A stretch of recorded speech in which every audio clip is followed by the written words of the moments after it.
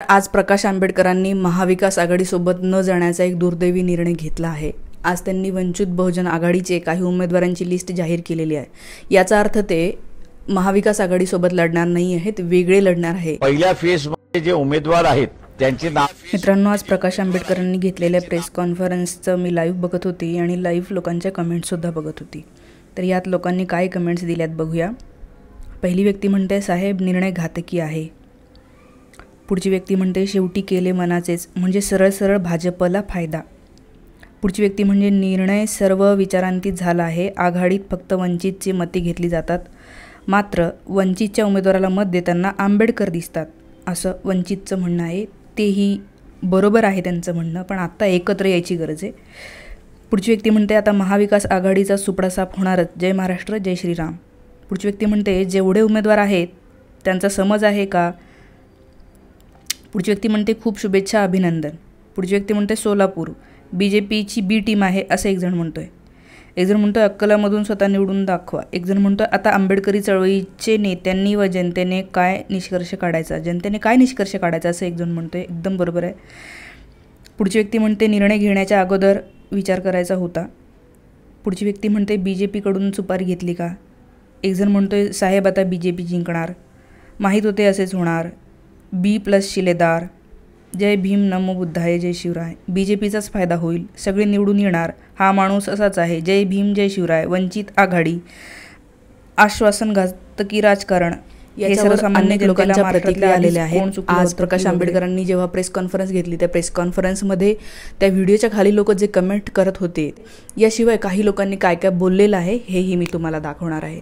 सगळ्यात पहिली आणि मला जी मार्मिक प्रतिक्रिया वाटते ती अशी आहे की एक जण असं म्हणतायत की 2019ला एकही खासदार किंवा एकच खासदार असलेले पक्ष अमुक एका जागेसाठी किंवा अमुक इतक्या जागांसाठी अडून खेळ विस्कटून टाकायला तयार असतील तर त्यांचे ध्येय नेमके काय आहे ते त्यांनाच माहिती।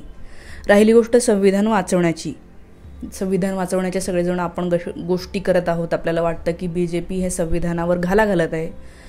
तर हे म्हणतात की संविधान वाचवण्याची जर गोष्ट पाहिली तर साधी गोष्ट आहे, संविधान संपवणारे जे वाटतात त्यांच्या विरोधात एकी करणे, ती न करता मीच संविधान वाचवतो म्हणत सगळेच स्वतंत्र लढणार, तर संविधान वाचवणे ही प्राथमिकता होती असं मतदारांनी समजून घ्यावं। असं कोणाला वाटत असेल तर लोकशाही फारच मजबूत आहे म्हणायला हवं, म्हणजे हे सार्कॅस्टिक होतं थोडं। दुसरं एक ते म्हणजे प्रकाश आंबेडकरांनी असं सांगितलेलं आहे की मनोज जरांगे पाटील आणि मराठा समाज हा आमच्यासोबत आहे, त्यांचा वेगळा पक्ष नसला तरी ते आमच्यासोबत असल्यामुळे आम्ही वेगळं लढू असं ते म्हणालेले आहेत। त्याच्यावर एक खूपच चांगली पोस्ट आहे, सज्जन यादव म्हणून आहेत त्यांनी लिहिलेली आहे।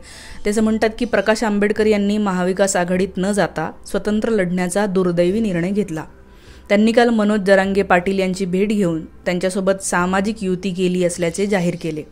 या सर्व घटना भारतीय जनता पक्षासाठी आनंद देणाऱ्या आहेत। प्रकाश आंबेडकर यांच्या या भूमिकेवरून त्यांना खरंच महाविकास आघाडीत यायचे होते का हा प्रश्न पडतो। प्रकाश आंबेडकर यांनी उमेदवार उभे करणे आणि त्याला मनोज जरांगे पाटील यांनी पाठिंबा देणे या गोष्टी भाजपच्या पथ्यावर पडणाऱ्या आहेत, म्हणजे भाजपलाच याचा फायदा होणार आहे। त्याचा फायदा महाविकास आघाडीच्या उमेदवाराला नाही होणार, कारण जरांगे पाटील यांच्यासोबत जोडला गेलेला सर्व मराठा समाज हा भाजपचा विरोधक आहे। होय, पाटलांसोबत असलेला सगळा समाज हा भाजपचा विरोधक आहे। त्याचा फायदा महाविकास आघाडीच्या उमेदवाराला झाला असता। आता प्रकाश आंबेडकर यांनी उमेदवार उभे केले आणि त्याला जरांगे पाटील यांनी मतदान केले तर महाविकास आघाडीचा उमेदवार पडून भाजपचा उमेदवार निवडून येण्यास मदत होईल। खरंय, जरांगे पाटील यांनी इतक्या उंचीवर नेऊन ठेवलेले हे आंदोलन राजकारणात वापरले जाईल याचे दुःख आहे। राजकीय भूमिका घ्यायची आहे तर जरांगेंनी स्वतः जाळण्यातून उभे राहायला हवे, नाहीतर पडू द्या प्रत्येक मतदारसंघात हजारो मराठा उमेदवारांचे फॉर्म। हे दोन्ही पर्याय मान्य होते, परंतु प्रकाश आंबेडकर यांच्यासोबत तथाकथित सामाजिक युती करून आपण फक्त उपद्रव मूल्य दाखवत आहोत का याचा विचार व्हायला हवा, कारण याचा निकाल काय लागणार आहे। प्रकाश आंबेडकर गेली 1 महिना महाविकास आघाडीसोबत चर्चा करत आहेत। त्यांना नेमक्या किती जागा पाहिजे, कोणत्या जागा पाहिजे यावर त्यांनी एकही विधान केले नाही। महाविकास आघाडीकडून शेवटी त्यांना 5 जागांचा प्रस्ताव दिला होता। आंबेडकर यांच्या ताकदीच्या मानाने 5 जागा देखील भरपूर होत्या, त्या देखील त्यांनी स्वीकारल्या नाहीत। प्रकाश आंबेडकर हे मोठे नेते आहेत, विचारी आहेत, परंतु राजकारणात नमती भूमिका घेऊन युत्या आघाड्या करताना थोडा त्याग करावा लागतो, हे त्यांना जमत नाही.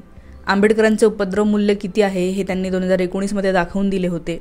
यावेळी देखील तेच होईल. त्यांचे उपद्रव मूल्य भाजपला 400 पारसाठी बळ देईल.